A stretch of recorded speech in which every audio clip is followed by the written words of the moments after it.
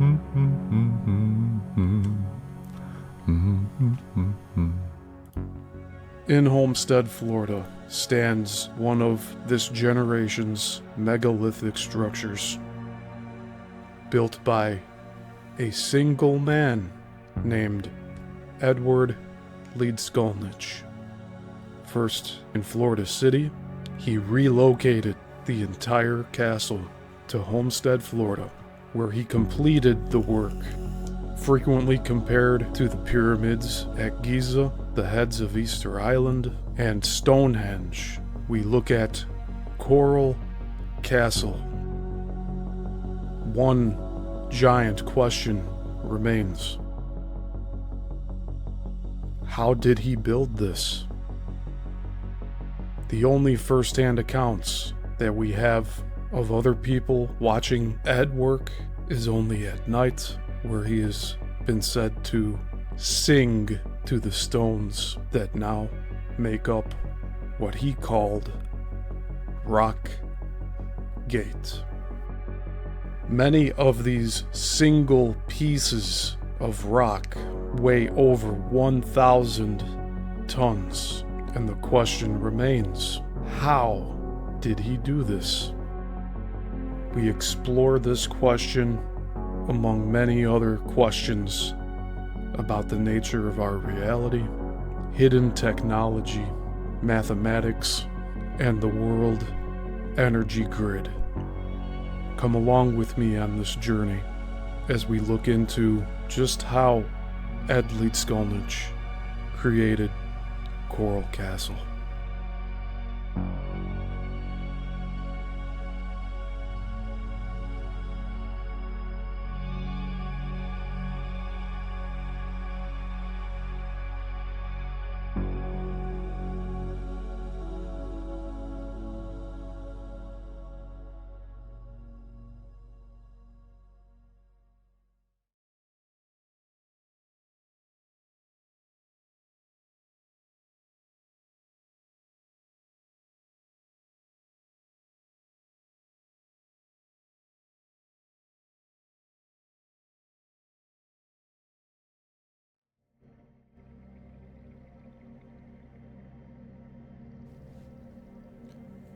Welcome everyone to the Yissel Missile Productions channel. My name is Steven Yissel, and today we start a new book in our deep dive series for Coral Castle. Yeah, that looks a little better, doesn't it? Let's fix this a little further. There we go. How are y'all doing? I hope you've had a great 2 weeks since we did our last show. And as promised,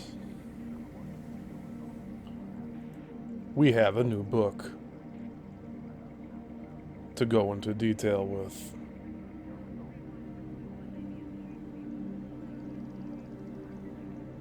Take a look at that.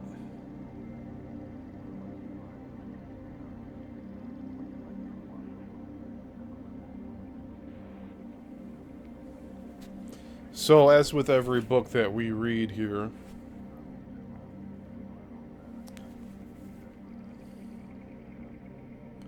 I will go into detail on the front and back cover. We'll look at the inside, and then we'll start.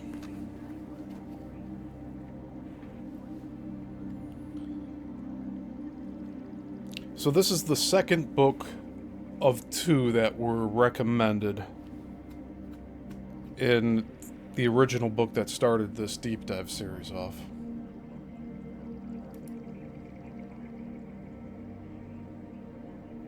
Man, I'm not even sure if I could find the first part of this deep dive series that quickly. Give me a moment here.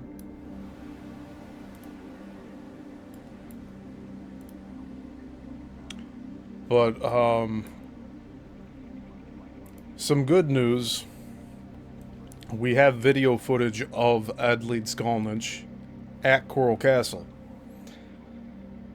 The bad news is that somebody owns the copyright to it. And they want people to pay them in order for anybody to use it on their channels. So I have yet to reach out to them. I did get a copy of the footage, but out of respect of the copyright owner, I'm not going to show it just yet here. But it does show people using the Coral Castle features, the rocking chairs. There's clips of Ed himself with a pickaxe, using his pulleys, which at this point we could say was just all for show, for the roadside attraction that he turned Rock Gate into. But the way that he built it is still unknown. It is not with a rock or not with levers and pulleys. So the very first book that we read in this deep dive series was called Coral Castle by Rusty McClure and Jack Heffron. In that book, there were two major books that were recommended readings. One was The Energy Grid by Bruce L. Cathy. And in the last part of this series, we finished that book. And the second book that was recommended by McClure and Heffron was this book, Anti-Gravity and the World Grid. So let's read the back of this. Is the Earth surrounded by an intricate electromagnetic grid network offering free energy? In this unique, startling, and groundbreaking book, the first of its kind in the world, you will discover the geography, mathematics, and light harmonics of the energy grid, or the Earth grid. The purpose of ley lines and ancient megalithic power points sited on the grid. Scientific grid explanations for noted worldwide gravity-magnetic anomalies. The secrets of the Philadelphia experiment. Coral Castle and other mysteries. Nikola Tesla, Albert Einstein, and unified field theory. Secret government anti-gravity experiments and suppressed advanced technology. Tesla shields and scalar wave weaponry. Anti-gravity patents, resources, and comics.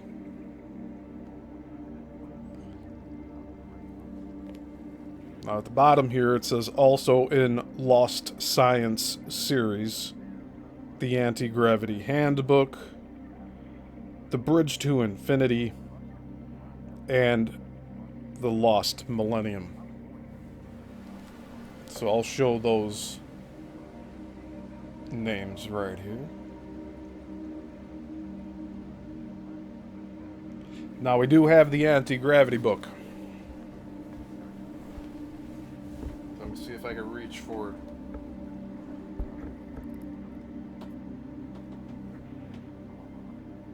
Oh man.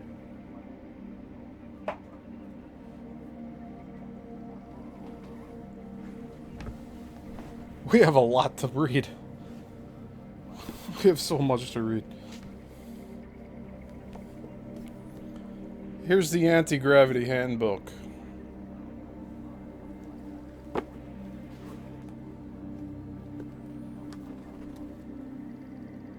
Here's anti-gravity and the unified field.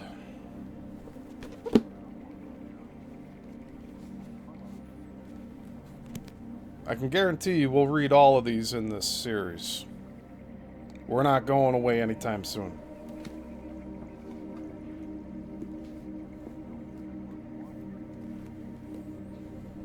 And just to reconfirm, I am not suicidal.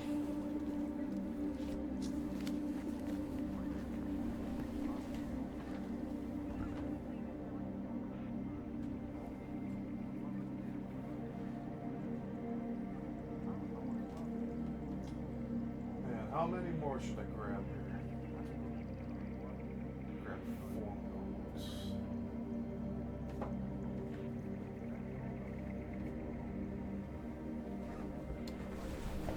I'm just showing you what we have coming up here on this channel.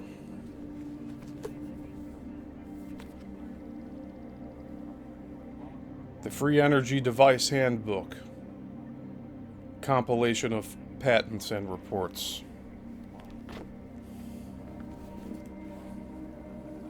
Man-made UFOs, 1944 to 1994. 50 years of suppression. Alright. There, I'll let you look at the bottom here too. Look how thick that book is.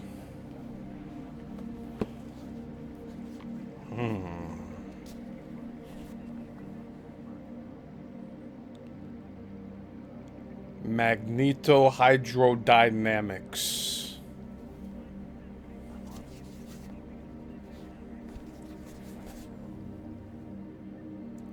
A library discarded this. I purchased it.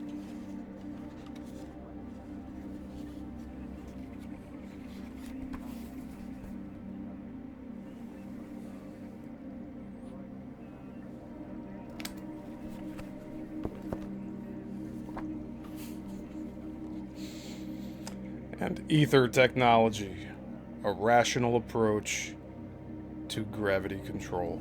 This is probably the shortest book out of them all, besides the pamphlets that we read. So I have all these books. They're all just sitting on my shelf here. Oh, we'll get to them eventually. When I said I have over a year's worth of content, I was not lying in the slightest.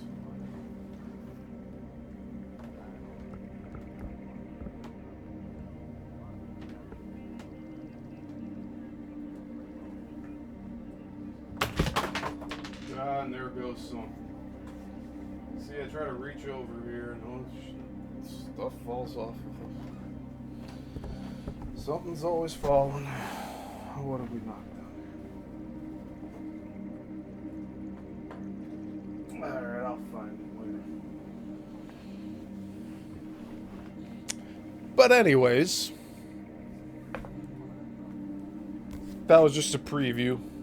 But we are going all the way through this book, front to cover, front cover to back cover. Okay? And I know there will be some very interesting things in this book.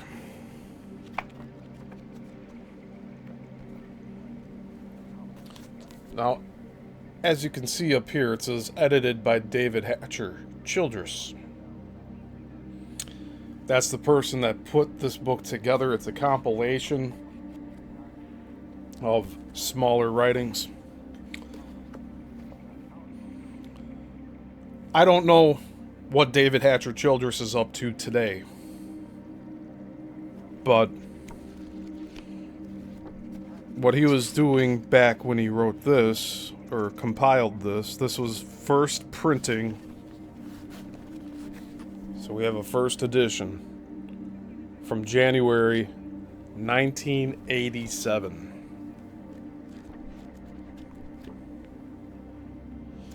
Aha! I see what happened here.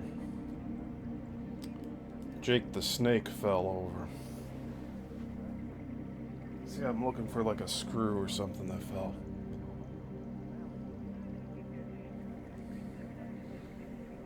Wonder what Jake knows.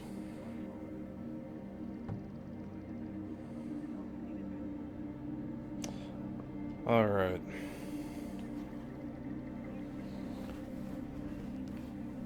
So before we start, let's get this slideshow going. Just give me a moment.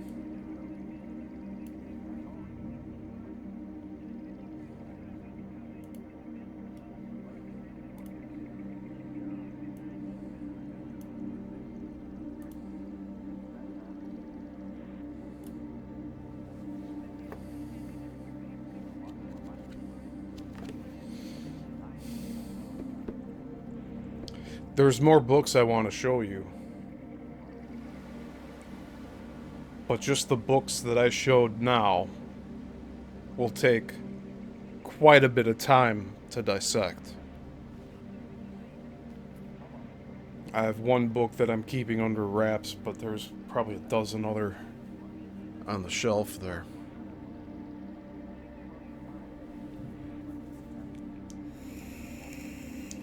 So anyways, we'll have this slideshow of my own photographs from Coral Castle. We'll keep this playing as always.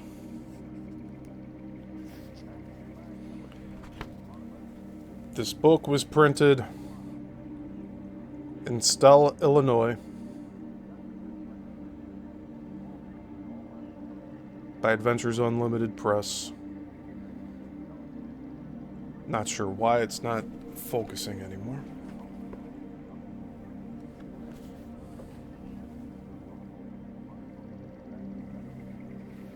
Okay, we're good.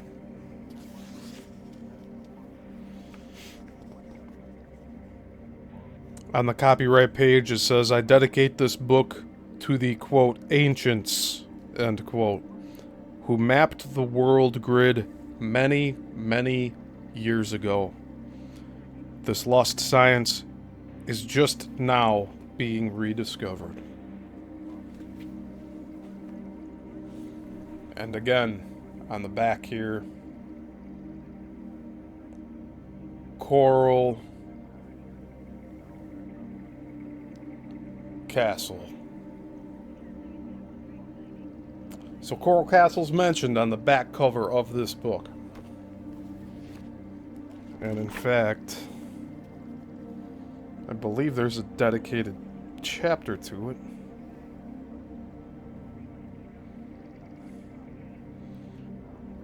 I think it is chapter 8. That's going to be on page 211. It's going to take us a little while to get over there.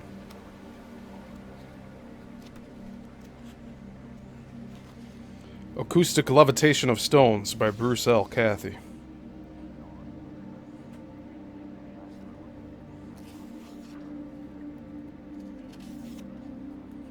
If it's not there, it should be in a similar chapter here.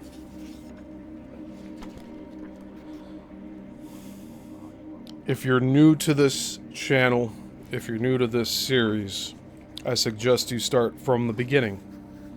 But if you are here tonight, just hang tight. Come along with us. Any of you can hop on and hop off at any time you'd like. But if you want to get the full understanding of things here, I suggest watching this entire series.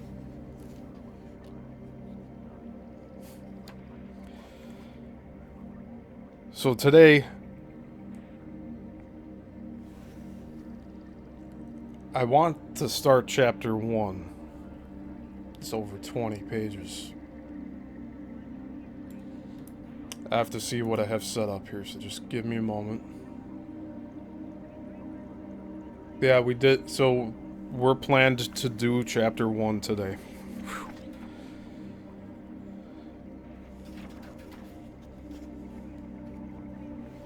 I feel like there's something telling me not to do this, but I'm doing this anyway. I don't care. We are now at the time and point in this series where we are covering very esoteric subjects.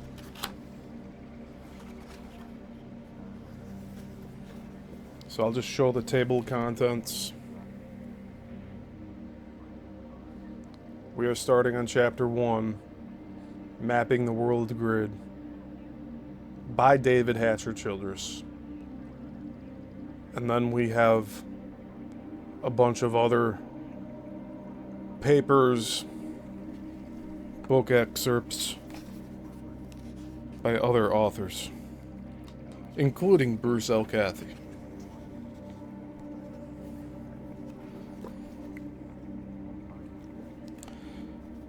So there's a special thanks to Richard, Leviton, Bill Donovan, Beth and Bill, Bruce Cathy, Dave Millman, Ideal Computers, Nadia, Tammy, Jake, Harry, Richard LaForce, Clark, Carol, Thomas Bearden, and all the people at the Gaia Conference and the Tesla Society. Without their help, this book would never have been made. And there's a quote in the middle of the page that says, "There isn't any energy crisis.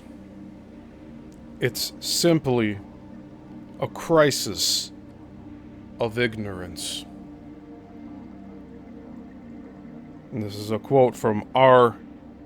Buckminster Fuller, which is another figure I believe we should look into.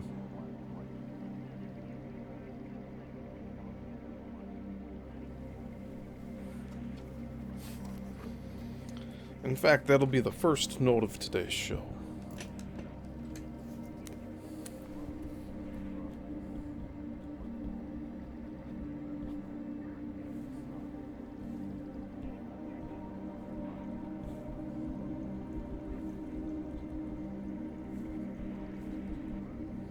Now, these shows have been running for about an hour, hour and a half. I don't know what today's is going to run. We've already gone 23 minutes.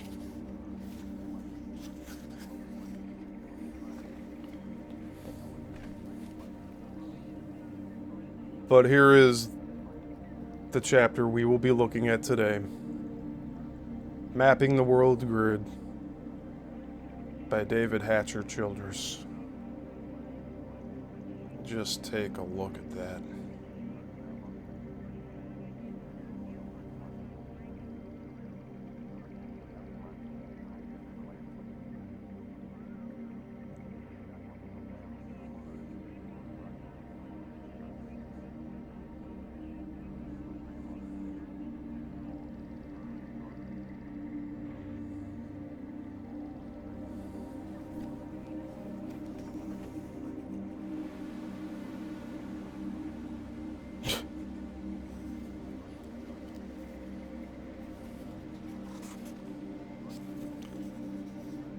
The train is officially departing the station. If you haven't gotten your drinks or food ready for tonight's show, you won't want to miss what I'm showing here. There's actually a lot of diagrams and photographs in this. Whew. So this might actually go by faster than I anticipated. But we'll see. We'll see how it goes. Let's begin.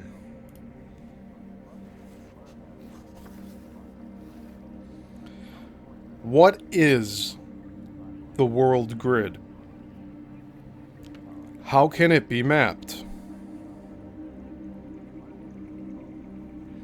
What does it do?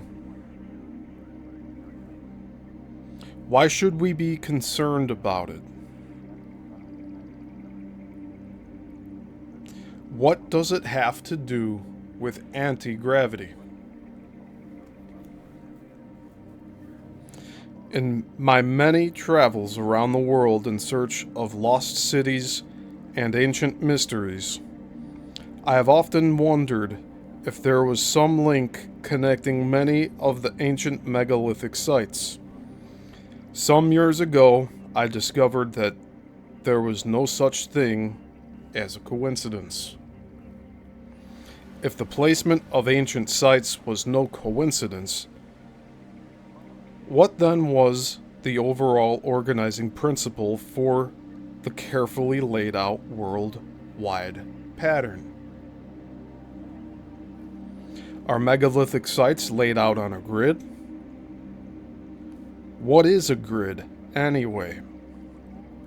According to my large and trusty Webster's Dictionary, a grid is, quote, a network of uniformly spaced horizontal and perpendicular line, specifically one used for locating points, and in parentheses, as on a map, chart, or aerial photograph, end parentheses, by means of a system of coordinates, end quote.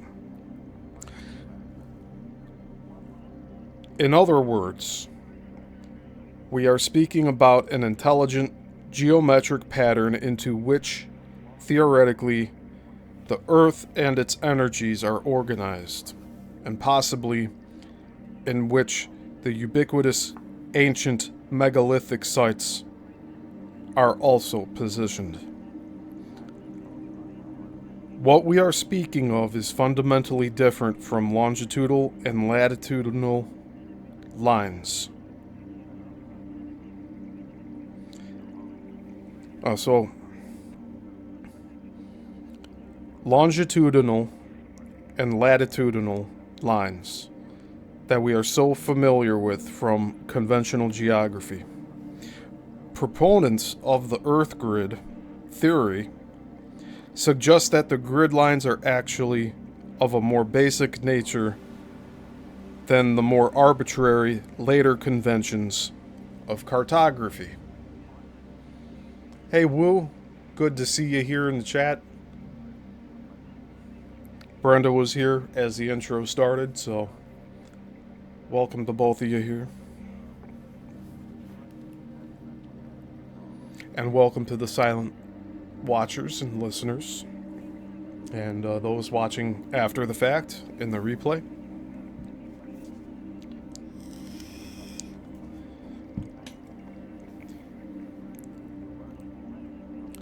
However, the familiar image of the Earth as a globe girded in a lattice of longitude and latitude lines helps us understand what an Earth grid based on more primary energy lines might be like. I say, quote, energy lines, end quote, particularly because one of the most consistent observations readers will encounter in this book is that the geometric pattern of the Earth grid is energetic in nature,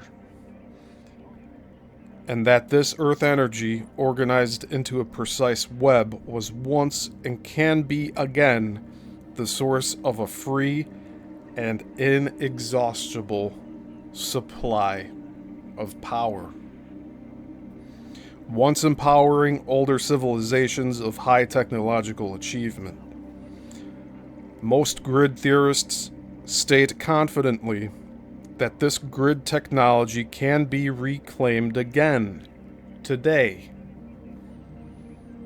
While UFOs are a very controversial subject, which may contribute to its perennial popularity, some theorists claim that there is a fundamental relation between UFO phenomenon and magnetic vortex gravity anomalies in the grid. This subject will be discussed in the book. Furthermore, gravity is as complex a subject as UFOs and the world grid. Ask your average man on the street if he knows what gravity is. Most likely, he will say, quote, "Of course, everyone knows what gravity is. That's what keeps my feet on the ground." End quote. Even though gravity is an apparent physical principle defining life on Earth, it is still beyond the understanding of even the most intelligent scientist. No one has yet satisfactorily explained gravity. Is gravity a manifestation of energy from the Earth, connected with the grid? If so, can we use certain points on the grid to master gravity? Are UFOs defying the Earth's gravity field, using some sort of anti-gravity? These are all pressing questions. Perhaps by observing UFO phenomena, we can deduce certain engineering principles in operation in the grid. So we have an etching here. It says, mapping the world grid was popular in the Middle Ages, and many techniques are still used by dowsers today. So let's take a look at that real quick. We're gonna actually minimize this slideshow because we have a lot to show from the book here. So that's perfect. All right.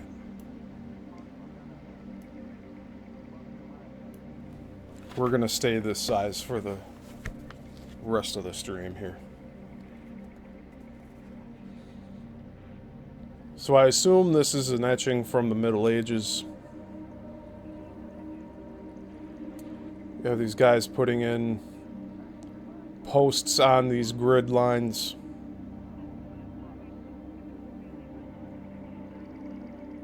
Looks like you have some specters here observing the land. Oh yeah, and look at that in the sky. No chemtrails, huh? Interesting.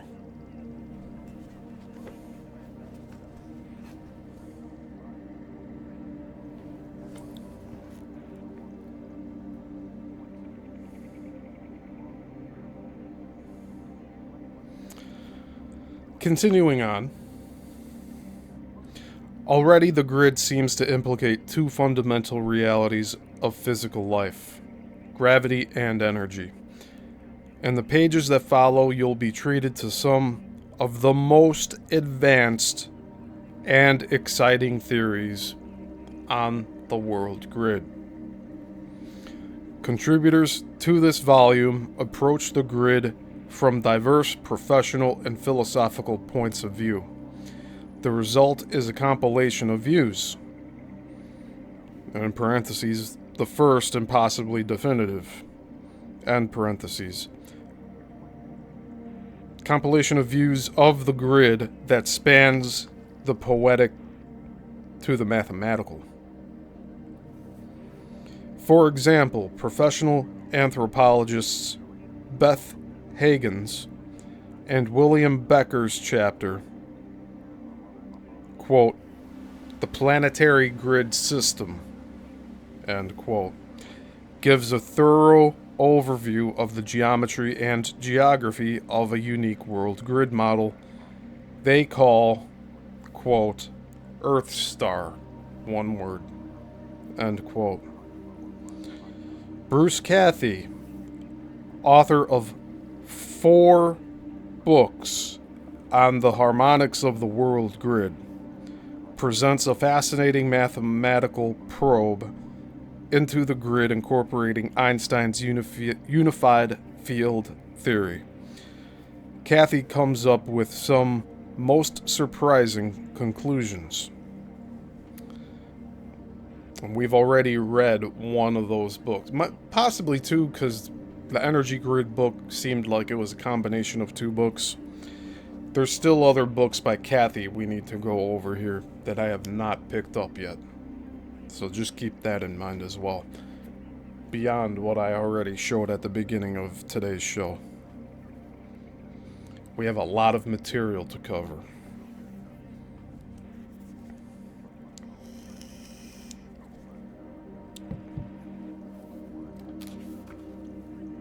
Oh.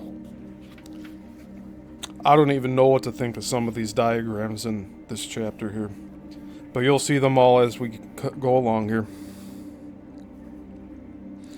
Richard LaForce Clark, Ph.D., discusses gravity vortex areas around the Earth that have been exploited either secretly by governments or by amateur scientists for the purposes of levitation and anti-gravity.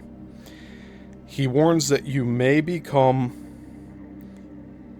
quote, permanent space debris, end quote, if you wander into one of these areas at the wrong time.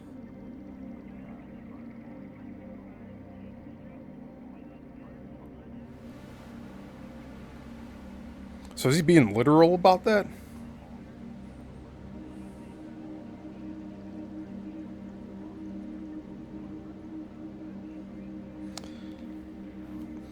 Richard Leviton, that's spelled Leviton, presents the grid as an interactive spiritual workshop for the purposes of aligning human with planetary energies through the, quote, megalithic temple, end quote. The Earth grid is seen as a living hologram of the organization of the solar system, intricately linked with the life and destiny of human beings. Harry Ossoff, spelled Osoff, discusses the controversial and totally mysterious U.S. Navy Philadelphia experiment. And I'm just going to show this here. He put that in quotes and in bold text.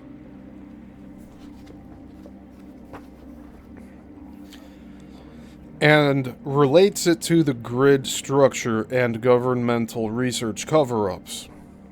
He thereby strengthens the view of secret governmental research into the areas of anti-gravity and the world grid. Then, Barbara Hero gives a musician's understanding of the Earth in her chapter, quote, International Harmony based upon a music of planetary grid systems, end quote. Other topics in the book include discussions of the electrical genius Nikola Tesla and the, quote, Star Wars, end quote, plan, the mysterious Oregon Vortex, which we just talked about in the last chapter of the Energy Grid book by Bruce L. Cathy in part 28 of this series. Acoustic levitation of stones, and more. Nor do we take ourselves so seriously that we can't relax and have a little laugh from time to time. Thus, the back of the book has chapters on anti-gravity patents, newspaper headlines, the anti-gravity file, and even comics. What are we to make of all this seemingly wild conjecture? The reports of our grid theorists certainly go against the grain of modern scientific views, and they draw upon information which is oftentimes subjective at best, and certainly controversial. Grid theories challenge the very basis of our physical worldview, nor do they all agree with each other. However, major innovations in science often come from seemingly, quote, crackpot, end quote, speculation. I leave it to the readers to decide which theories fit best into their own reality structure. Personally, now, as I continue traveling around the world, I regard with a more thoughtful eye the complex of ancient temples, cities, and mounds. While I may not agree with or totally understand all of the theories presented in this book, each one has illuminated for me in a special way the reality that the Earth is a unified, living planet, and that we as humans have a special and responsible place within this total environment. So we have a full page map here. This says creating a grid is essential in any map making. And this is Marino Sanudo's map of the world from the beginning of the 14th century. From Bonger's Gesta de Per Francis, so France. Hanover, 1611. And the diameter of circle in original 330 millimeters. And there's so much on here I can't read because it's so small.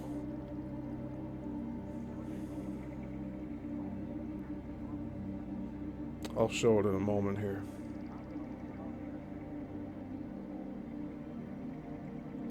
We have Scotia down near the bottom. Just check this out.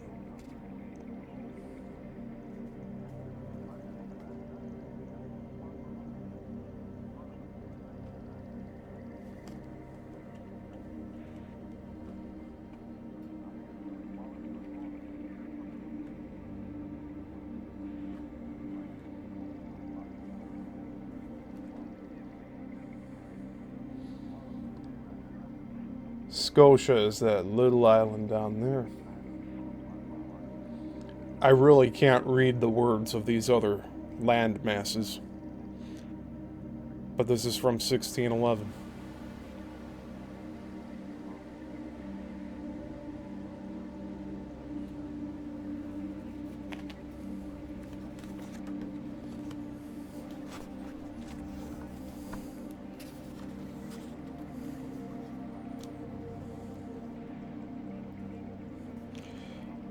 So next here,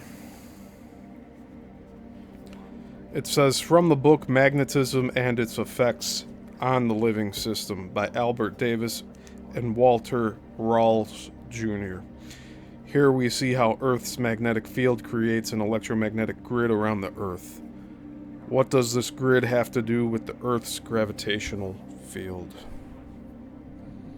And I will show these in just a moment.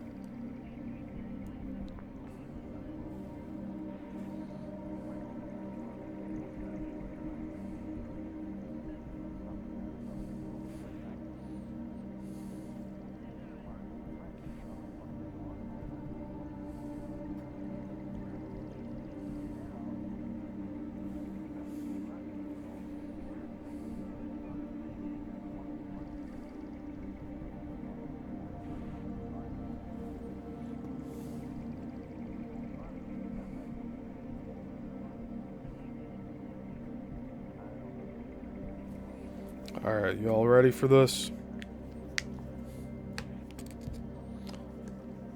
Hey Andreas, good to see you here.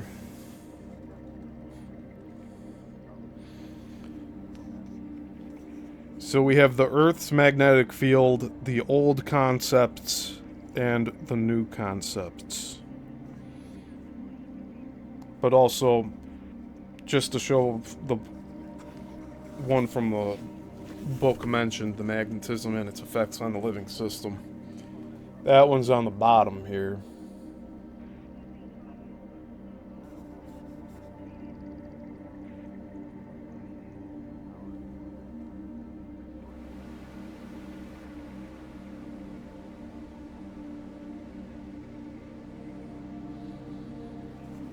And then up here, we We have Earth's magnetic field, the old concepts, the new concepts.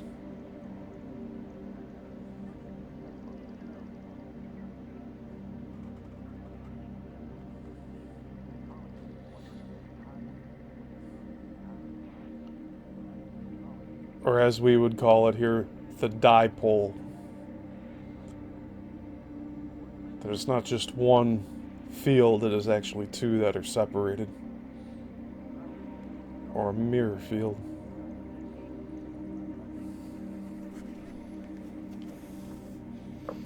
Next, we have a U.S. patent drawing for Dymaxion map. And that's spelled D-Y-M-A-X-I-O-N.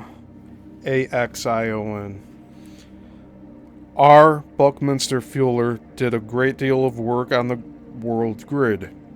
He copyrighted his, quote, Dymaxion, end quote, map in 1946. And that's this right here.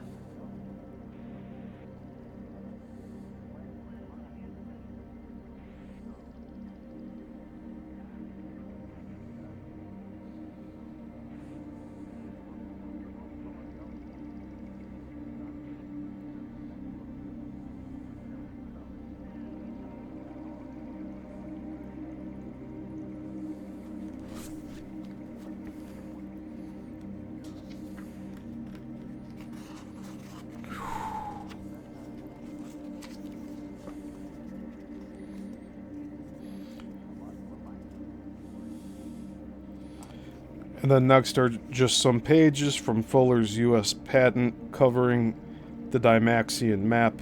Science referred to this as, quote, the first cartographic patent to issue from the U.S. Patent Office. And just wait until you see what he has for figure 1 here.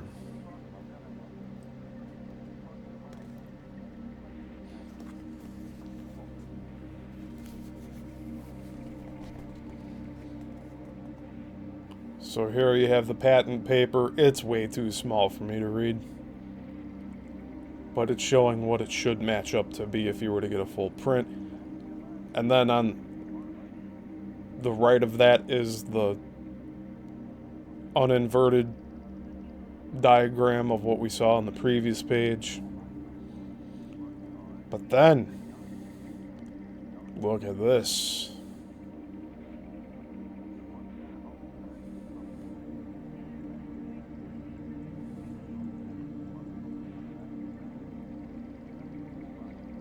And look at this.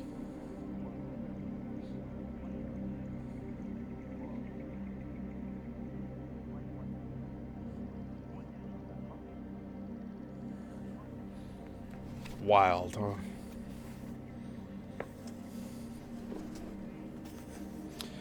Buckminster Fuller defines a sphere A as, quote, a municipality or a multiplicity of discrete events approximately equidistant in all directions from a nuclear center.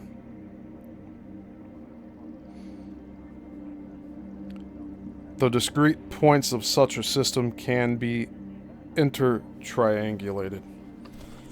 So he's referring to a normal sphere such as this.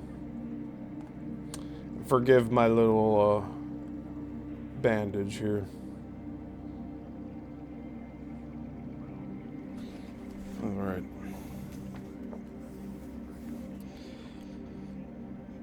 The tetrahedron B, the octahedron C, and the icosahedron D are the only possible cases of omni-equilateral, omni-triangulated finite systems.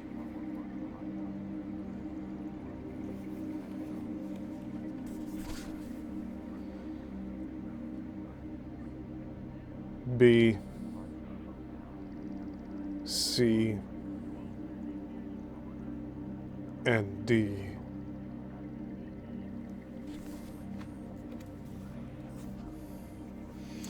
Pictured at E are the 15 great circles developing from rotation of the icosahedron in respect to the 15 axes interconnecting opposite midpoints of the icosahedron's 30 edges. The 120 resulting right spherical triangles represent the maximum unitary subdivision of a one radius system.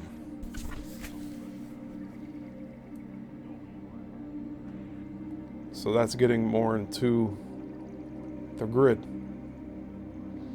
But you see there's a bunch of triangles. All right.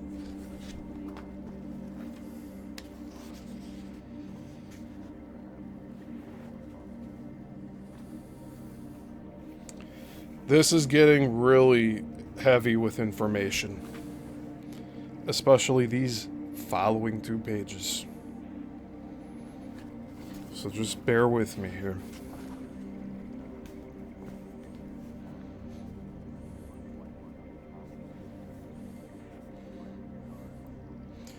World Map on Dymaxion Projection by Richard Buckminster Fuller. Employing only great circle grid reference and comprising variable focus, uniform boundary scale of sections, and universal viewpoint, i.e. the Earth's center and the astronomical zenith, are always perpendicularly above and below each point. Wherefore corresponding territorial and celestial sections are always parallel and angularly congruent throughout. And this is from 1944, patented in 1946.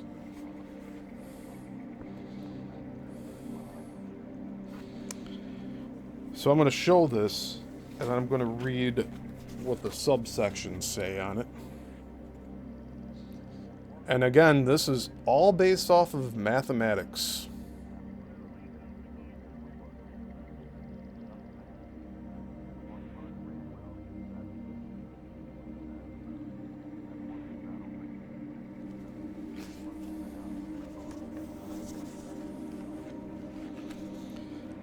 "12 interwoven 180-degree gores bandage the sphere in equilateral triangles and squares." That's referring to this sphere here.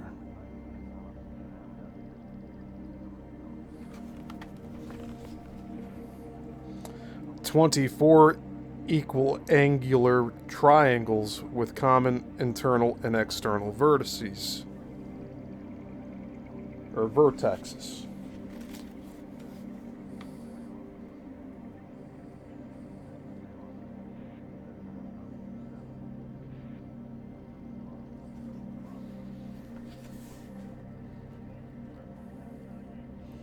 And then percentage of world population in equilateral triangles and squares.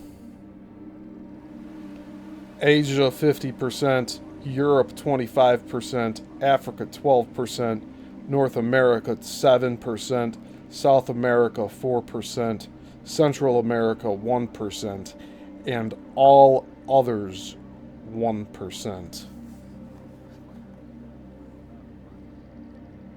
So that's just saying the population factor here. And you can see America.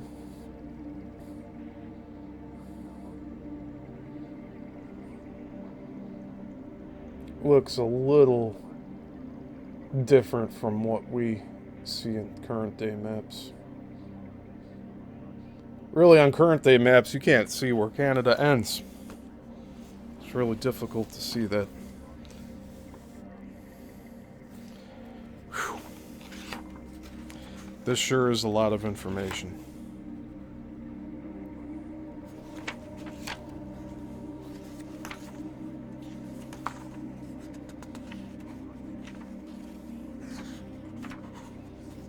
Okay. Next page. Crystalline planet. Let's check the comments real quick. Andreas says that looks like a demonic tool or something to me. No. Andreas, I would just say to remember that these findings and patents, these are, how would I say it? I really don't know how to say it. Bruce L. Cathy did a lot of mathematics to come to the conclusions he did. Cathy actually came to the conclusion that nuclear bombs cannot be detonated in certain parts of the world. It can only be on the grid. If that is the case, then all of this fear-mongering about nuclear war, it's moot. Doesn't matter. There needs to be a special time and place for those bombs to detonate. Otherwise, they are duds. They won't do anything.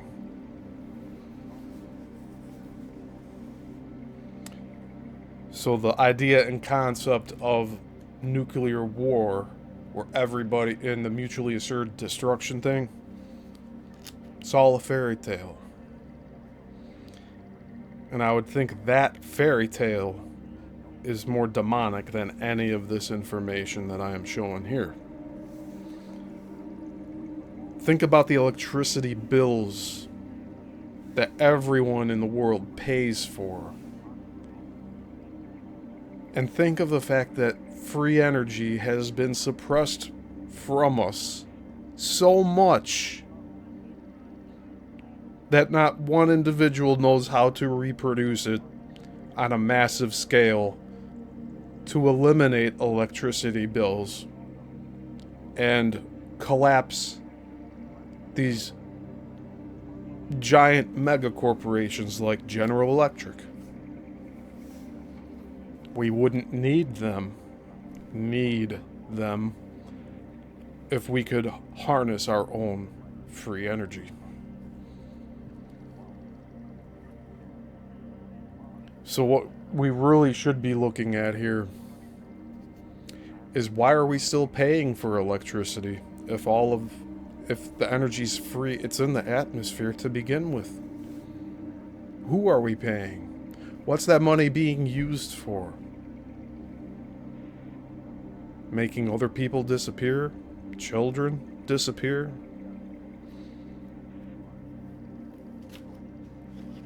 I'm more inclined to believe that's the demonic portion of everything that we're covering here. Not the scientists that are discovering that this realm that we live in has unlimited free energy.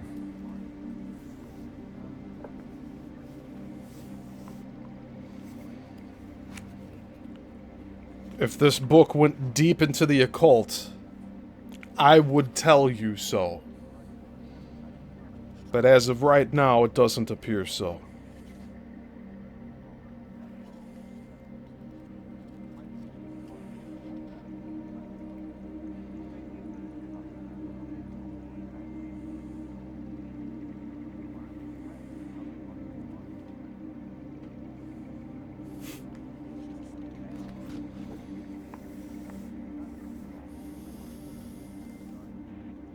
So, crystalline planet.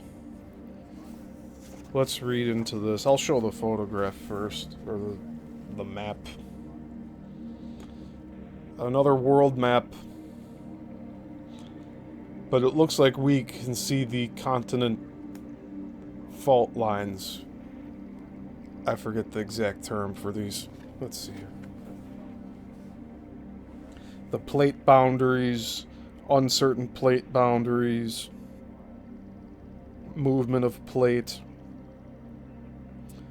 and earthquake zones.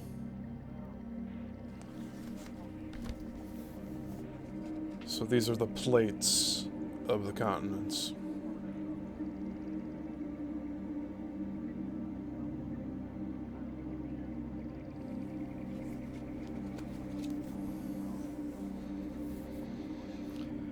The belief that our Earth has a basic harmonic symmetry is very ancient.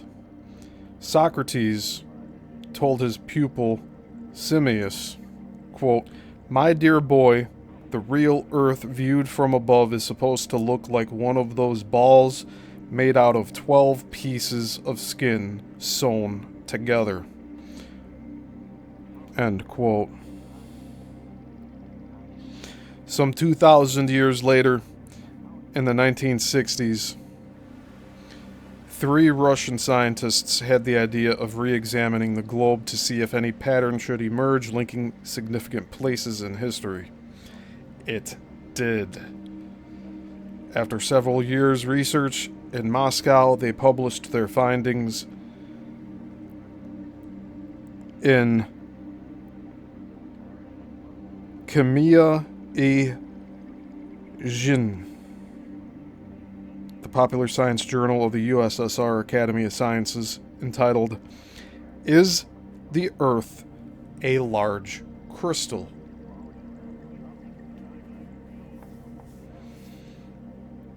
And I cannot spell or pronounce this Russian name here. But for those of you that want to look this up afterward, there you go.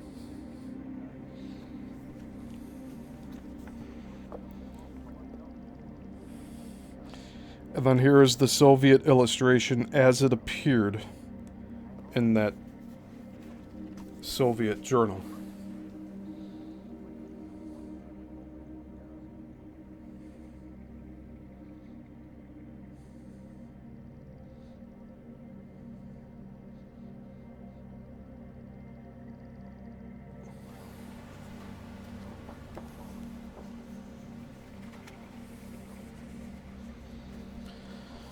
Drawing from their combined experience of history, engineering, and electronics, they decided that there was nothing in theory to have prevented a lattice work pattern. A, quote, matrix of cosmic energy, end quote, as they put it, being built into the structure of the Earth at the time it was formed, whose shape could still be dimly perceived today. Komsomol's Pravda, the official Russian journal for the younger generation, followed up the idea with a suggestion that Earth had begun life as a crystal, and that only slowly did it mold itself into the spheroid it is today. According to their hypothesis, the crystal can still be seen in 12 pentagonal slabs, covering the surface of the globe, a dodecahedron. Overlaid on this are 20 equilateral triangles. The entire geometric structure, they claim, can be seen in its influence on the sitting of ancient civilizations, on earth faults, magnetic anomalies, and many otherwise unrelated locations, which are placed either at the intersections of the grid or along its lines. So you see, we are still talking about the Earth energy grid here.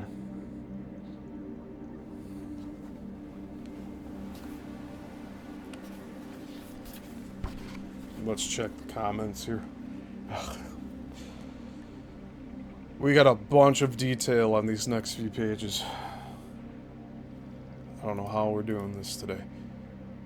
Andreas says, speaking about the nukes following the grid on certain times to maximum efficiency were the war's planned stuff to think about. Were the war's planned stuff to think about. Yeah.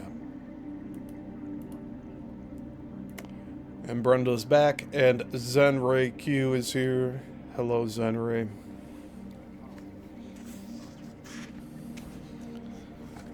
Andreas, you pretty much nailed what I was trying to get at with the nuclear detonations. The ones that were done in Japan, they weren't replicated anywhere else, were they? There's channels, YouTube channels, other channels, social media channels. They go into different ideas that nuclear bombs aren't such. That they're just big firecrackers. I don't know. There's just too much information out there to dissect it all. But we're going by what we're reading through in this series, and Bruce Cathy is the one that brought that up, that these nuclear bombs cannot detonate if they're lying outside of this grid system. They have to be lying like either on one of these lines or at one of the intersections. And we should look into where like Hiroshima, Japan is. But I would say that it falls right on one of these lines. The next page here, we have The Planetary Grid System by Becker Hagens.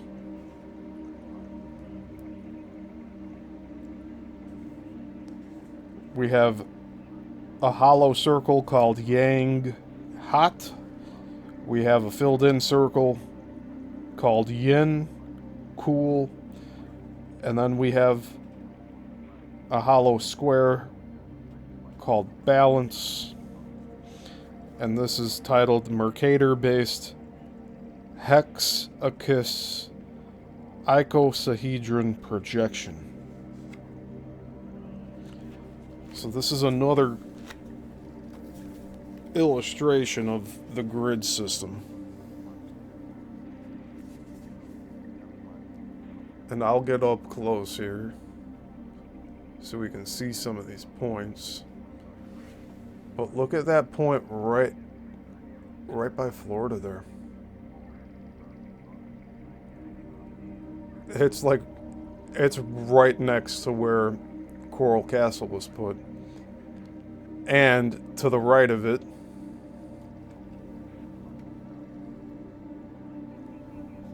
Bermuda Triangle.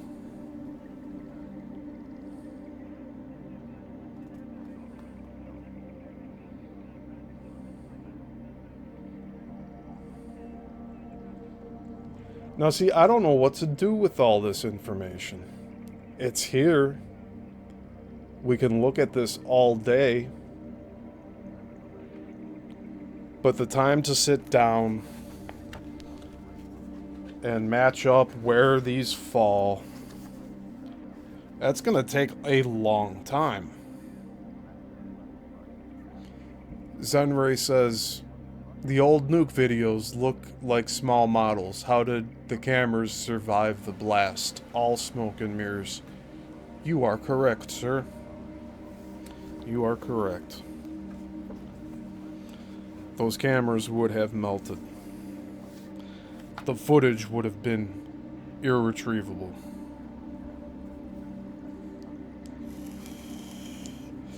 Now this next page has so many numbers and measurements. I don't even know where to begin on this. Oh, I guess this is a key for everything that's listed. Okay. So all of that information, what I was saying just a moment ago, like, how do we pinpoint where everything's at? They did it for us right here. So I'll go in close if any of you want to look this up later.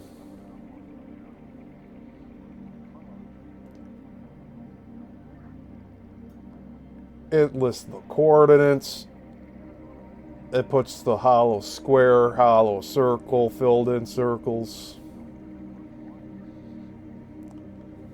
This is really difficult to focus in on. I apologize. Doing our best here.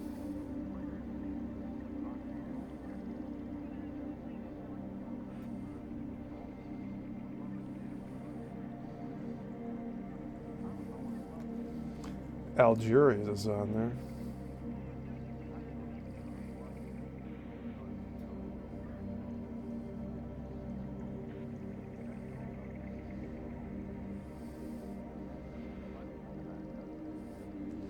Peru is on there.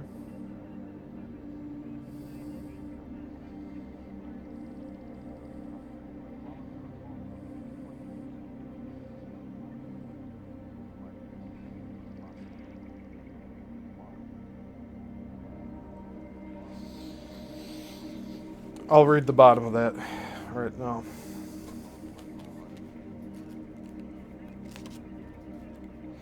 The planetary grid system shown on the reverse side was inspired by an original article by Christopher. You guys okay? We might have had a little disconnect here. So I'll reread that. Not sure why this is. This has only happened once to the Bermuda Triangle series. And now we had another drop off here for some reason. Very interesting. Alright, I'll reread this. The planetary grid system shown on the reverse side was inspired by an original article by Christopher Bird titled Planetary Grid, published in New Age Journal number 5, May 1975, pages 36 to 41.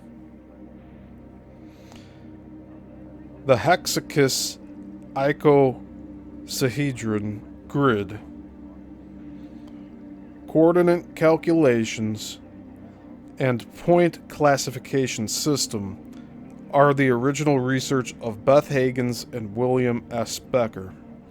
These materials are distributed with permission of the authors by Conservative Technology International, in cooperation with Governors State University, Division of Intercultural Studies, University Park, Illinois, 60466. And it even has a phone number. 312-534-5000, extension 2455. This map may be reproduced if they are distributed without charge, and if acknowledgement is given to Governors State University, address included, and Mr. Bird. So do we need to email them or something? I don't know. At a certain point with this series, we're going to be looking at books that are said not to be shown on camera for some reason or another. I'll try to figure out the technicalities of all that and hopefully bring that. We'll find a way. We'll find a way to do all of this.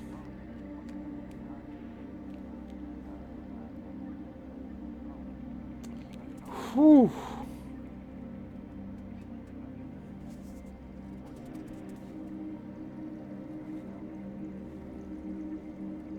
Now here's an interesting one.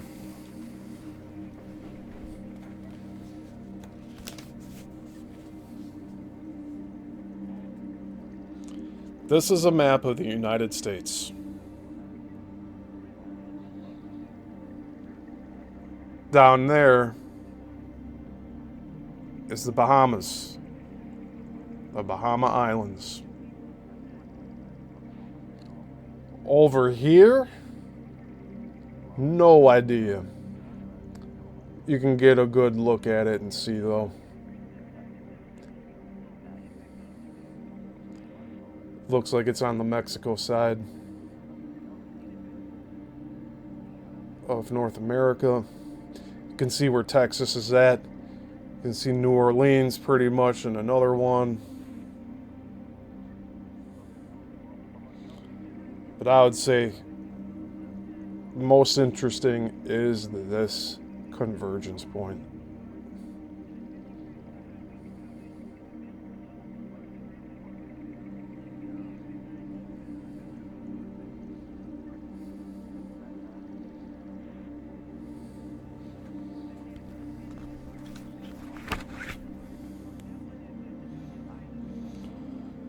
Just south of Phoenix, Arizona.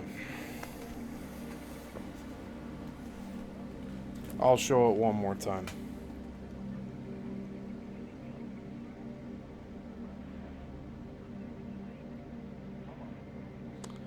And you see Illinois kind of has a crossover, but it's more to the western part of the state. Let's see if I can read that.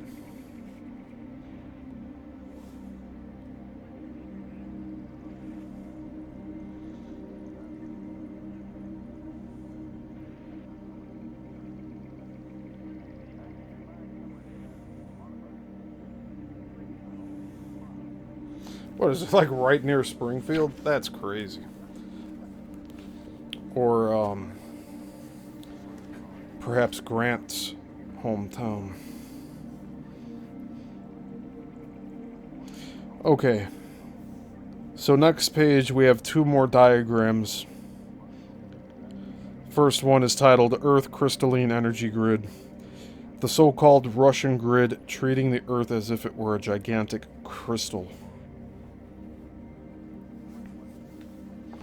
So let's take a look at that one first.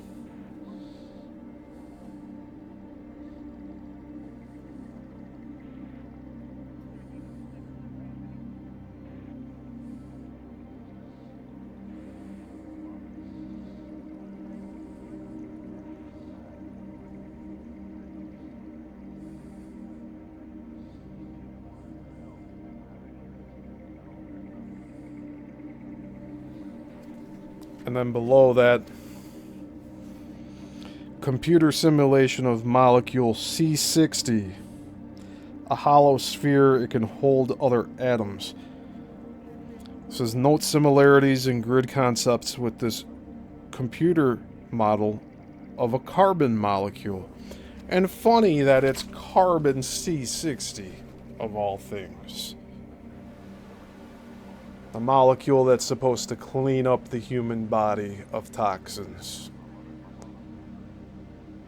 among other major claims.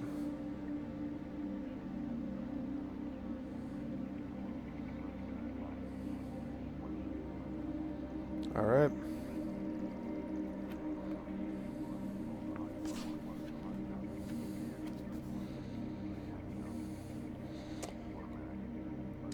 Andreas says, don't forget the possibility that the grid could move over time, so the points back then could be different now. That's very true, Andreas. Andreas says, yeah, we are good. It lagged for a second. And Brenda says, internet is messed up for everyone. Well, I think we had one little glitch several minutes ago, but it appears we're back on track. Oh, man. My eyes are killing me. I should probably take my contacts out. Alright, we aren't done yet. We got 7 pages left. These are all diagrams from here on out. I'm just trying to soak this all in. Oh. Basically, we have 3 full spread pages left. The last page being blank. Oh. Okay. We're continuing on. Hopefully we'll get this done in the next 30 minutes or so. So, megalithic sites around the world plotted on the world grid from David Zink's book, The Ancient Stones Speak, from Dutton, New York City, 1979. And I think we did briefly mention this book in our other readings. but I'm going to make a note of this book title here. Just in case. I might have actually found this on my own, and then I think I was looking into getting a PDF of this. But if I can get a physical copy, that would be best.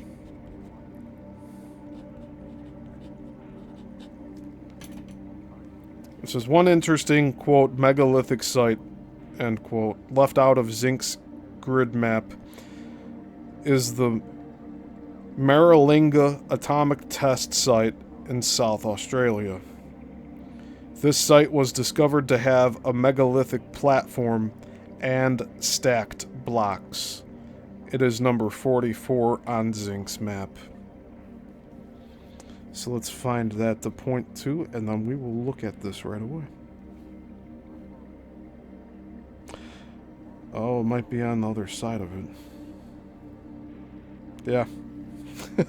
So there's two sides, so there's two different ones here. So before we look at that, I'll read the rest of what this says.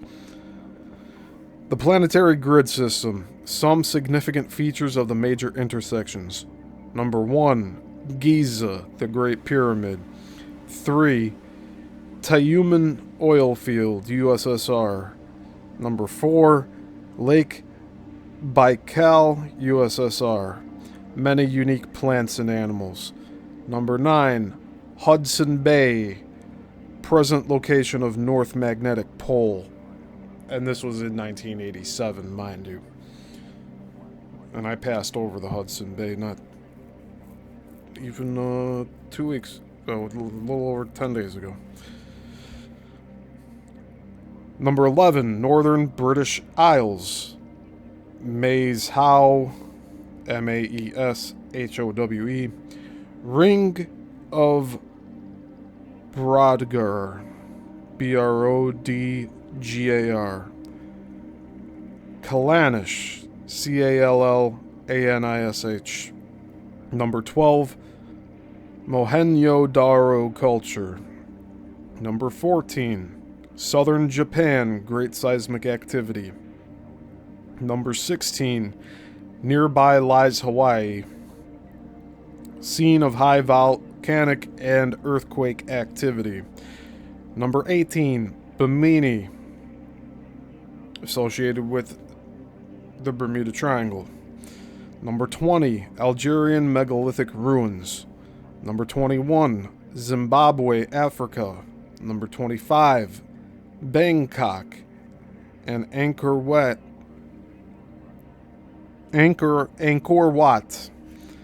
And number 26, Sarawak, Borneo, megalithic structures. Number 28, Ponape,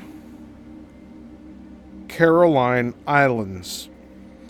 Number 35, Lima, Peru, boundary of Nazca Plate, and the stones of Inca, or the stones of Ica, Ica. Number 40,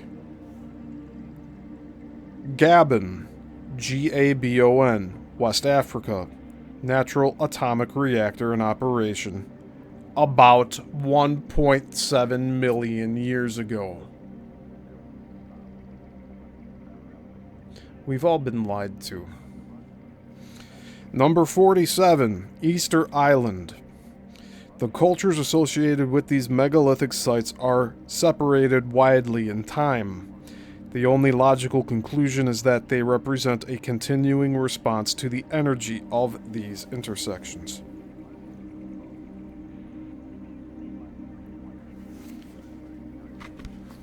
So we have two circles covering all of the land, and we have the grid points right here.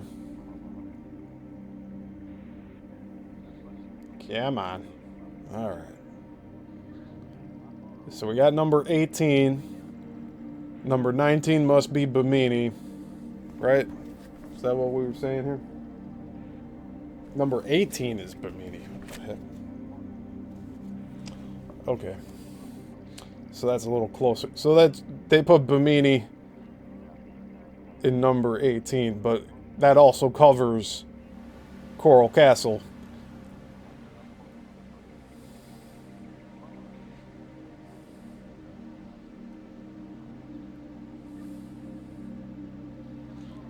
And then, of course, this continues with more. And then that number 44, that's that South Australian nuclear test site.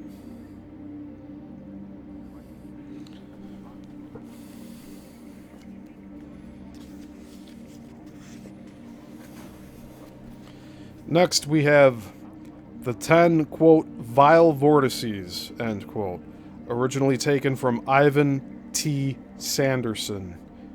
At these 10 areas, theoretically, magnetic gravitational anomalies take place. Nicholas R. Nelson, in his book Paradox from 1980, believes that these vortex areas are entrances to other dimensions. Such, quote, doors, end quote, to other dimensions would account for strange disappearances and mysterious vanishings.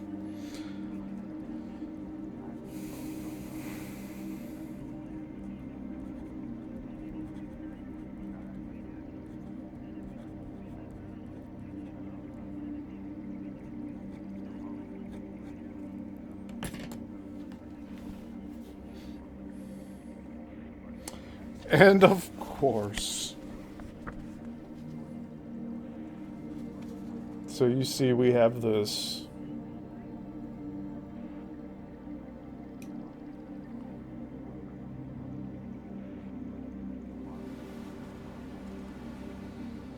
Let me get this focused here. Look at that.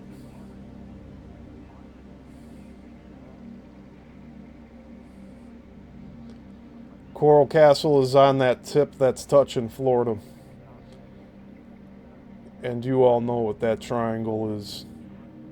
You just join me on Thursdays here and you'll hear more about it.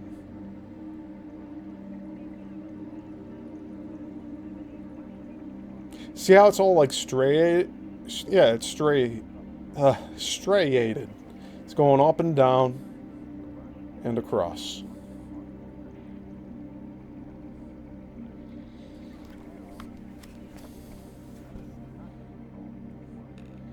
The middle line being the equator. I was trying to zoom in on that.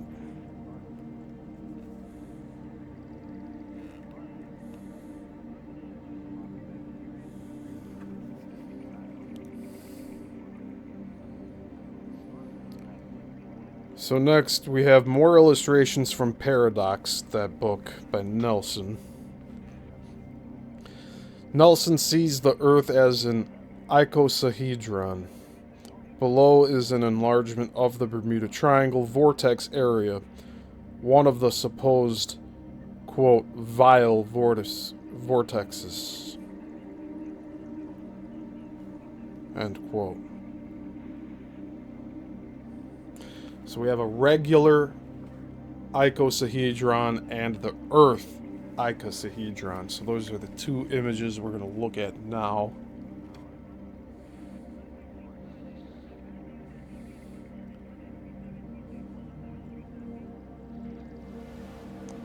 Funny, what does that look like to you? Tell me in the comments.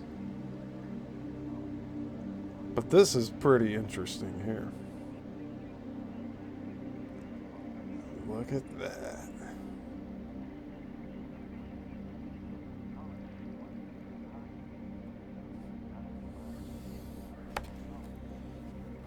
And then below,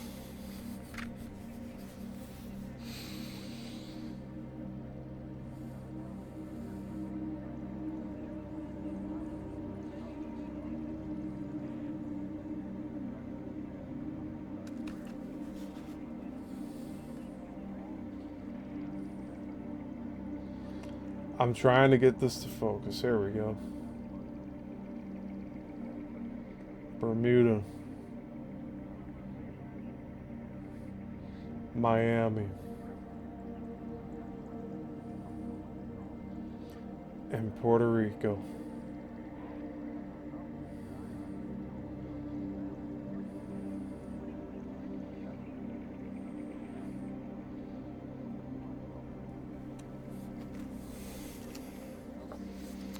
My deep dives are now blending into each other. I did not want that to happen, but here we are.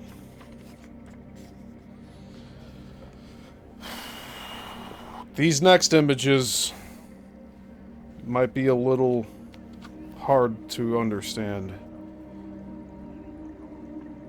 I know they are for me, but we're gonna look at them anyway. Hey, Jason H. Yep, we're in David Hatcher Childress territory. Andreas says, again, I see some points make a pentagon shape, like on the website, showing the grind. I assume you mean the grid. Andreas also says, is that triangle in Africa over Egypt by any chance? Let me see here. It doesn't appear so. I'll show you. I think I know what you're talking about here. Is it this map?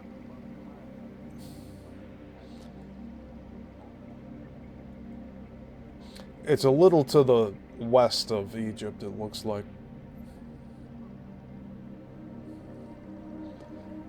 And the one all the way in the end here, there's like a shadow triangle.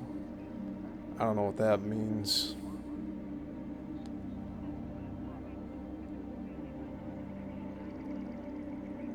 But there's one by Japan. That's for sure.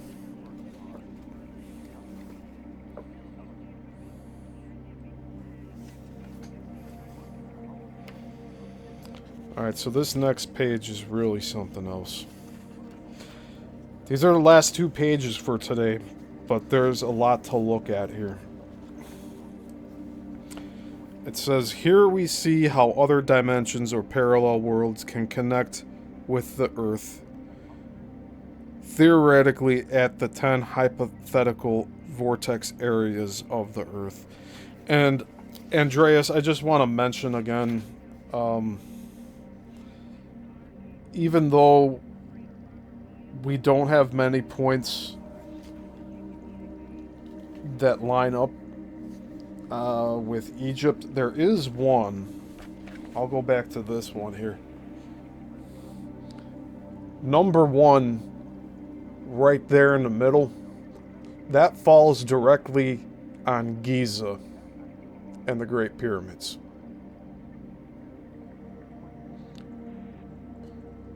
So on this more detailed map, we do have an intersection there. And that's from David Zink's book, The Ancient Stones Speak. But here, I'll read this again. This is a new... We're on page 24. It's images I have not shown yet. I don't even know what to make of these. It says, here we see how other dimensions or parallel worlds can connect with the Earth, theoretically at the 10 hypothetical vortex areas of the Earth.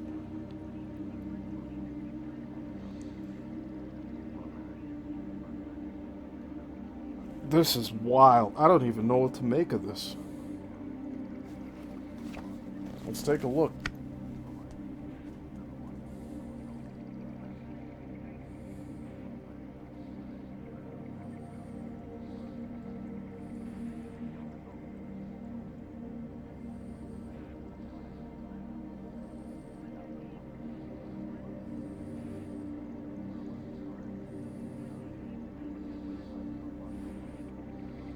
Look at that. We got Planet X, Bermuda A.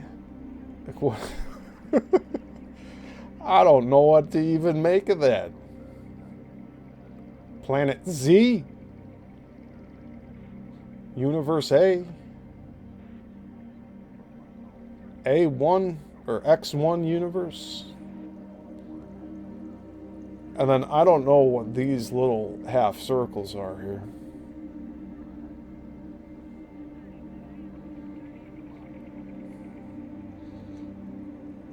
I can comfortably say I have most likely never seen this image before this book.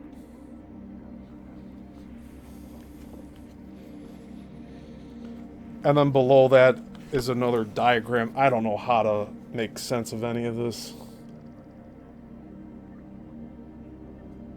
Pole universe D, pole universe C, pole universe B, pole universe A, and universe A, universe B, universe C. I don't even know what to think.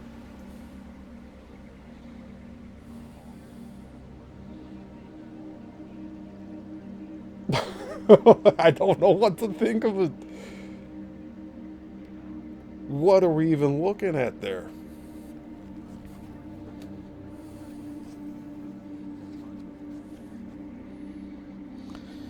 All right, and finally, you know, I'll show this one more time, and then we'll look at this last page here on the other side.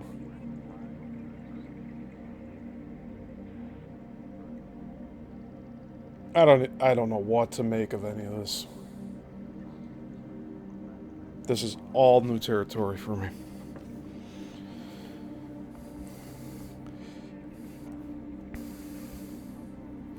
So finally, this illustration is from the book Genesis de la Cultura Andina, or Genesis of the Andean, or of the Andean culture, by Carlos Milla Villena, published in Peru. It shows the, quote, grid line, end quote, mathematical relationship of the megalithic remains of Tiahuanaco in Bolivia with those in Cusco, Peru, and Vitcos, brief capital of the Incas in exile, as well as the point of entry into Peru that Pizarro and his conquistadors took during their conquest. Also on the grid line is Cajamarca, where the conquistadors captured the Inca Atahualpa and so sealed the fate of the Inca Empire, where the Incas, or perhaps an earlier culture aware, or were the Incas, or perhaps an earlier culture aware of the world grid.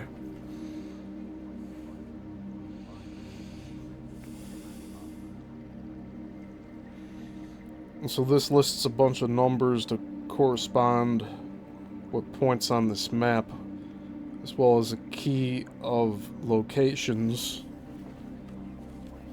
But I'll let you just take a look at this.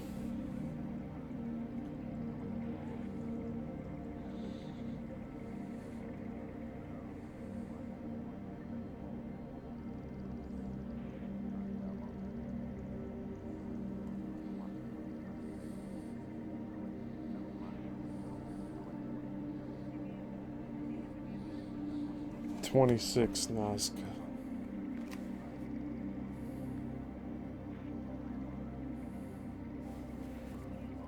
Okay.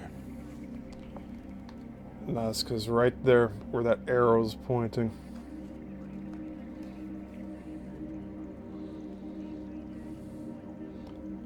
But this is a map of Peru.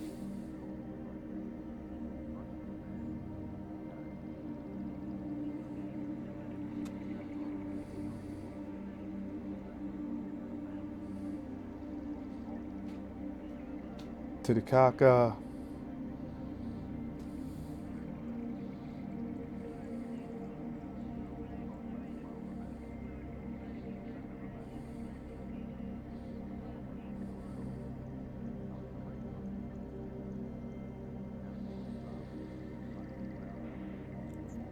I wouldn't know where to start on that one.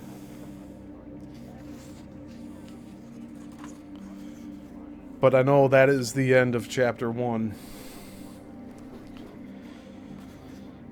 And I'm already exhausted here.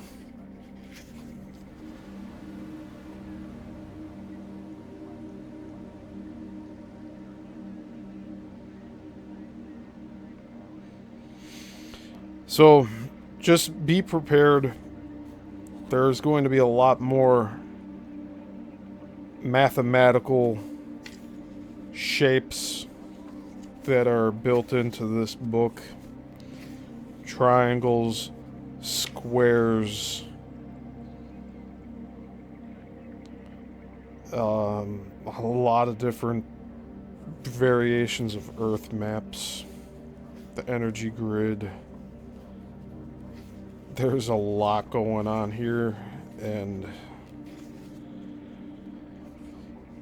it's going to take a little while to digest all of this. There, I got one more note to take here. This Peruvian book.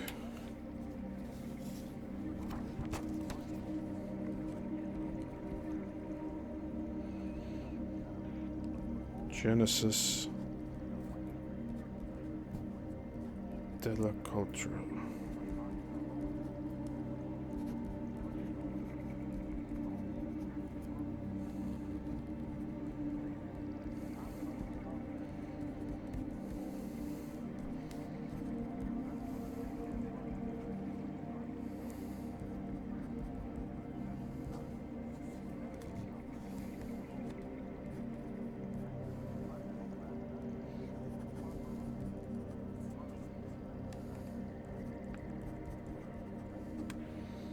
Alright.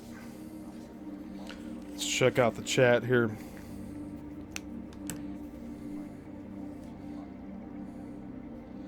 Yeah, my contacts are bothering me a little bit, so if you see me squinting here a lot, that's why.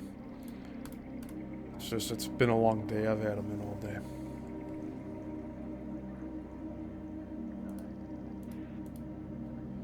Andreas says, wonder if Tesla wrote his own version of the grid that was possibly shown to him by outside observers. The government did take his notes and inventions. Well, we will be covering Tesla in here. Let me check real quick which chapter, if there's one dedicated to him. Yeah, chapter 9. Scalar waves and Tesla shields. Nikola Tesla, father of, quote, Star Wars, end quote.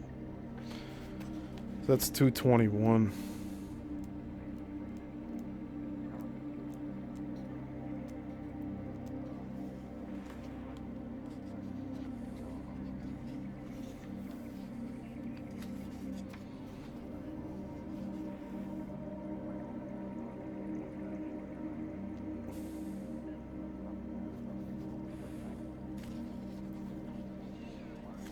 Oh my.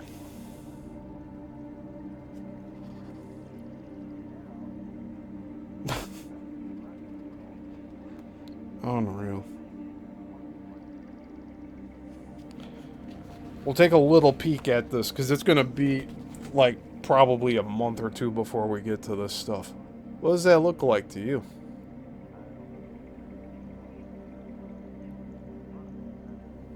That's in the Tesla chapter.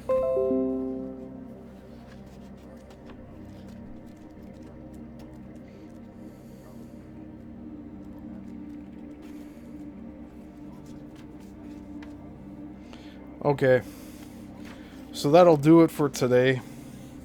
Next week we'll be starting The Planetary Grid, a new synthesis by William Becker and Beth Higgins. And actually that's the art that's on the front cover of the book here. You can see.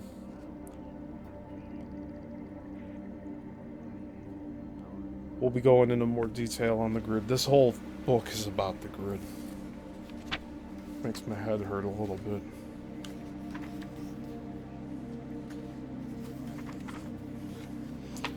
So, I'll just say be ready. Just be ready to get into this dense topic.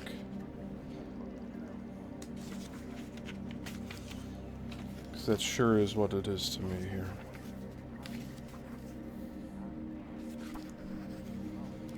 And we'll have a lot of illustrations to look through. And here, I'll just show what we just read. So I don't think it's going to take that long. Maybe a month and a half. But we do have those other books to look at. Not trying to speed through this. Trying to find answers. Trying to understand how Rock Gate and Coral Castle was built by Ed Leedskalnin. And we're going to discover a lot more information along the way.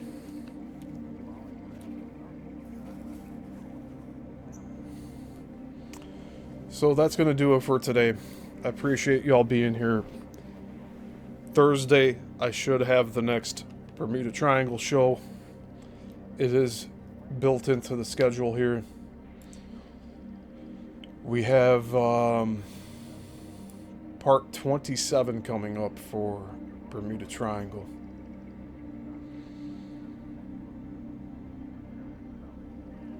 More answers in there.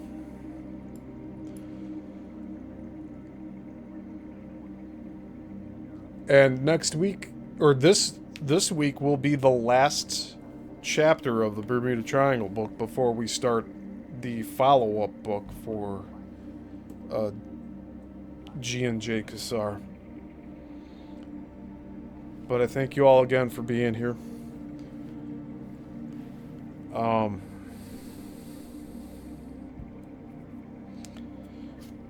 Before we go,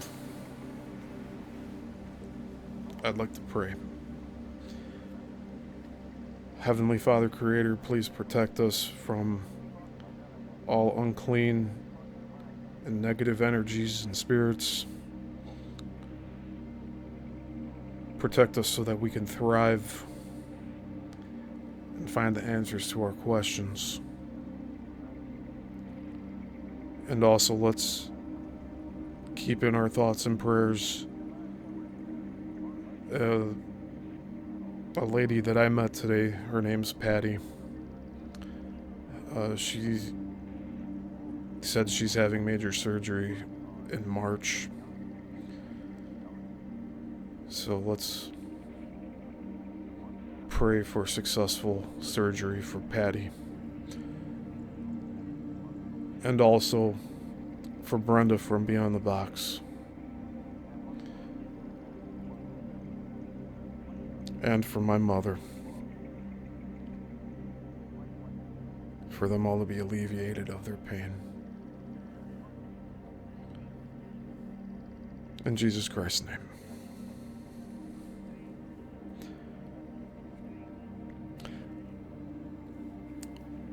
My mom has something going on with her hand. It's making her hands very painful. If you guys have any solutions to that, let me know. I was thinking carbon C60. I was thinking like other tinctures of hemp or even cannabis, depending on the severity of this. But for right now, prayers will have to do.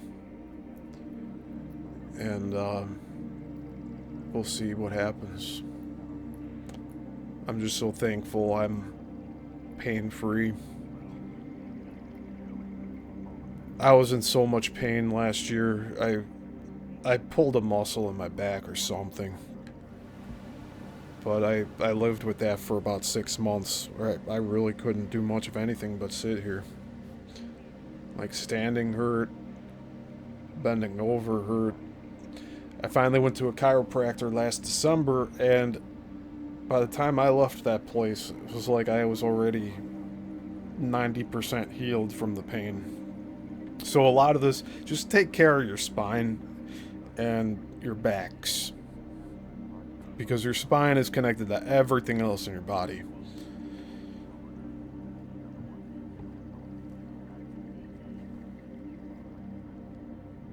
So yeah, that'll do it for today. And we will continue this next week, Tuesday. Possibly at the same time of 8 p.m. So I hope to see you back here again next week. And of course this Thursday, the Bermuda Triangle Deep Dive series. This weekend will probably be the last weekend I skip Sunday's show because I'm trying to maximize my time with my other work. So, unfortunately, that had to take a back seat doing these Sunday shows here. But I have a lot that I want to go over once we do the show. I have multiple things I could choose from to do. I don't plan on doing another 12-hour show for a very long time, so if we could keep something between 2 and 4 hours, I'll be happy with that. But the material that I have will be spread out among like probably 3 or 4 shows at this point, because I continue to put together things that I find, new information, old videos, and we're going to go over them on the channel here on Sundays, but this Sunday will probably be the last Sunday that I skip for now. And I would say November 2nd will be the first Let's Talk About It after this long hiatus that I've put that show on. So,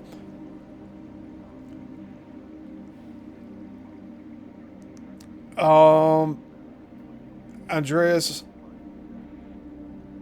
I don't believe I think it depends on the day. Mostly I think it's the right hand for my mom. Like, she uses the computer and everything, but she also uses her hands a lot. Her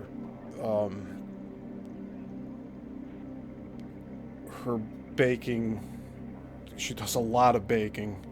I think that is affecting it. It's not the cause of it, but it's affecting it. So, and thank you, Brenda. Brenda says, let me know if you find something. I'll let you know, Brenda. Because no one deserves to live through constant pain.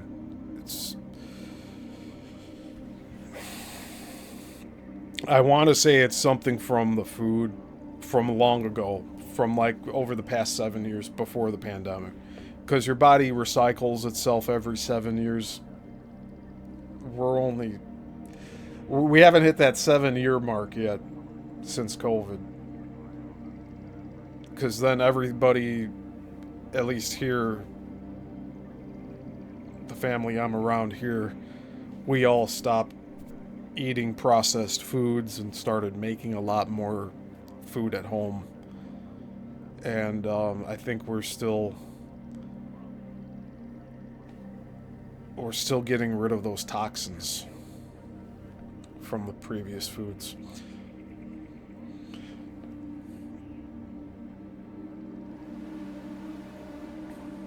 But I think sound healing will help, so I'll look into some of those tuning forks. I'm going to have to do something, because I just want the pain alleviated for my mother, for Brenda, for everyone else that's experiencing bodily pain. I mean, like, nobody should be able to go through that, or like no one should go through that, but that's where we're at right now. Alright, I'm going to end the show, but thank y'all for being here. And until the next one, class dismissed.